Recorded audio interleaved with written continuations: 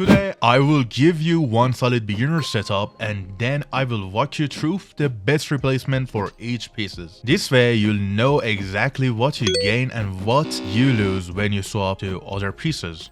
Before we get into the build, don't forget to like this video and subscribe your favorite YouTuber so you won't miss any of my featured guides. Noob tonight. The base build is Guardian Helmet, Mercenary Jacket, and any kind of sandals. Why is this the best start? Simple. It's cheap, none of the items are artifact, and that means replacing them is easy even if you die several times in a row. For a new player, that freedom is huge. You can, dive into Albion's world with more confidence because you don't need worry about losing something you can't afford. You might be wondering why I haven't recommended a weapon yet. The answer is simple. This setup is incredibly flexible and works well with many different weapons like spear, Boltcaster, nature staff, you name it. The gear here gives you survivability, sustain, and mobility, so your weapon is free to focus entirely on damage and utility. That makes it the perfect starting point for the fast progress. Now let's talk capes. Capes are the most replaceable part of any setup. For a pure beginner, the regular cape is your best friend. Cheap, reliable, and perfect if you're the type who want to rush straight into the black zone to explore the wide side of Albion. But you have the silver here are your best upgrades. Undead cape, amazing for PvP and escaping death. When you drop low health, you go invisible. Carlon cape, perfect if your weapon relies heavily on spamming Q abilities and stacking them up faster, like shapeshifters. Avalonian capes, great for melee players like sword or bear paws. It drops an energy orb that explodes, applying damage and a debuff. Just note that it has a delay, so a sharp opponent can easily dodge it. Thetford cape, guarantee extra damage on hitting, simple and reliable, but there is no debuff. Demon cape, amazing if you play with stuns and CC. It drops a lava under enemies, and if you stun them in it, the combo damage is insane, especially with a Hellfire potion. Next up, foods. The cheapest and most beginner-friendly option are catfish or carrot soup. Both regenerate your HP out of combat, speeding up your PvE farming. But if you want to become an unkillable monster in fight, especially with weapons that deal constant damage like, nature staff or battle axe, roast pork is your go-to. It heals you for a part of damage you deal and makes you feel immortal. If you want a raw extra damage, use beef stew. If you're dying too fast and need more health, roast pure meat snapper gives you the sustain of roast food plus extra max HP. And my personal favorite is the Albion beef stew.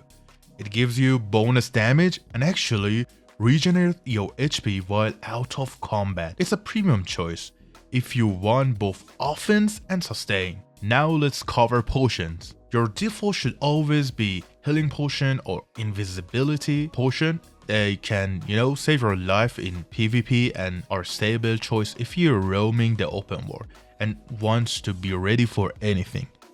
If you need to kill in escapes, invisibility potion are the safest pick.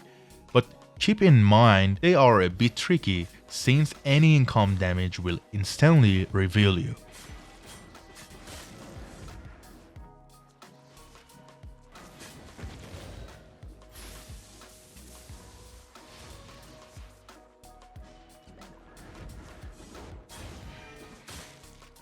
If your build has a stun or heavy crowded control, as I said, Hellfire potion can stack huge extra damage onto your combos. For safe fem farming, the standard option is invisibility plus poison potion, and tier 4 poison is more than enough for PvE. But if you want to focus on PvP and feel like you don't have enough burst damage, consider using the high tier options. Of course, you have other options for choosing potions like Giga and resistance, but personally I use these potions when I go to the open world. Here's a secret tip that I only share with my subscribers, so thank you for being here and supporting the channel. One of the biggest reasons I personally love the Guardian helmet is because of how often it can actually save your life in situations most players don't expect. When you use it, you're not just healing, you're creating a shield, and the shield has hidden trick. It lets you mount up when you normally couldn't. For example, imagine you're just pulled a bunch of mobs and suddenly another player dismount next to you. Normally, because of the damage takes from the mobs, you won't be able to mount up, right?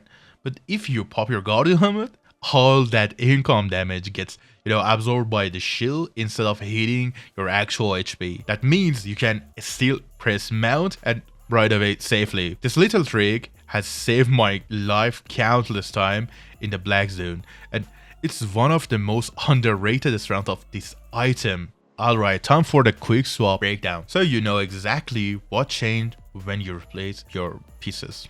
For helmet, Guardian helmet give you a safe sustain, but you can swap to Hunter Hood, you get reflect but less defense, and also you gain access to this ability, cleanse. You have other options like Mage Coal, and swap to it. It gives you faster PV clears with the poison and also better damage on PvP, but you lose defense. Though you can switch to knockback ability for more tricky play style. Armor. Mercenary Jacket, sustain and survivability is amazing, and personally I don't recommend swapping it out for most beginners.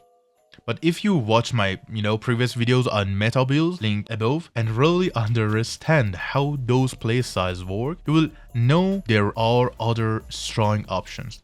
First is the Scholar Jacket, which gives you strong extra damage but cuts your sustain heavily. If you know the tricks, it's powerful. Second is the Assassin Jacket, which shines more in kiting playstyle.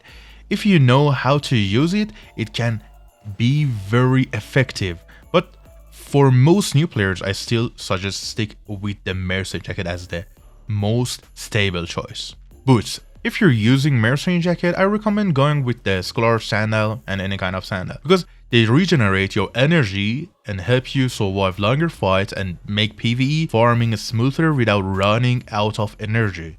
But if you want to switch to Assassin Jacket, then I suggest use the shoes with refreshing sprint or boots with this ability. They work really well with the playstyle. The refreshing sprint helps you to get your cooldowns more often, and if you don't get the sustain from your jacket, this boot can help you to regen your HP a little bit. And that's the beauty of the setup. You start with one simple build, and every pieces you swap completely change your playstyle. More damage, more safety, more mobility, you decide. So now it's your turn. Which swap are you trying first? Will you go with Undead Cape for the clutch saves, Deadfall for more damage, or keep it the simple with Rose Folk and Grind Fame like a machine? Drop your answer in the comments and subscribe, because maybe the next video will be a fun collaboration with another awesome YouTuber.